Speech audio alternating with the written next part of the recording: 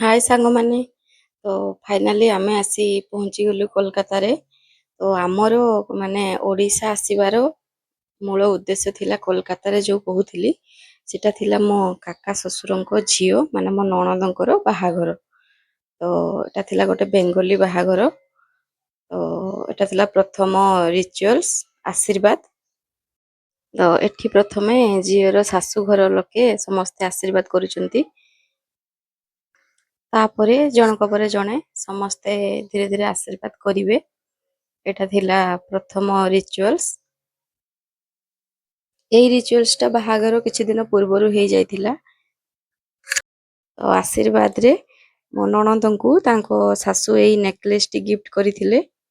ବହୁତ ହି ସୁନ୍ଦର ଦେଖାଯାଉଥିଲା ଏଇ ନେକଲେସ ଟି।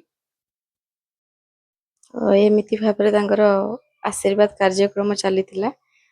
ତାପରେ ଆମ ଘରୁ ଆଶୀର୍ବାଦ କରାଯାଉଥିଲା। ଇଏ ହଉଛନ୍ତି ମୋ କାକି ଶାଶୁ।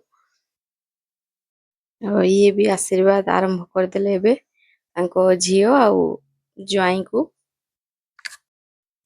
ଝିଅ ଜ୍ୱାଇଁଙ୍କୁ ଆଶୀର୍ବାଦ କାର୍ଯ୍ୟକ୍ରମ ତାଙ୍କର ସରିଲା ପରେ ତାଙ୍କୁ ଦେବାର ଥିଲା ଜ୍ୱାଇଁଙ୍କୁ ଗିଫ୍ଟ।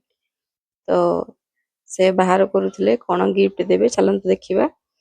ସେ ମଧ୍ୟ ଜ୍ୱାଇଁଙ୍କୁ ଗୋଟେ ଗୋଲ୍ଡର ହାର ଦେଇଥିଲେ। ତ ଏମିତି କିଛି ଥିଲା ବେଙ୍ଗଲୀ ବାହାଘରର ପ୍ରଥମ ରିଚୁଆଲ୍ସ।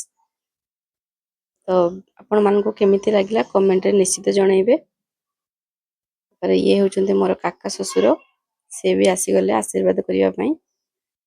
ତ ଏହାପରେ ସେକେଣ୍ଡ ରିଚୁଆଲ୍ସ ଦେଖିବା ନେକ୍ସଟ ଭିଡ଼ିଓରେ।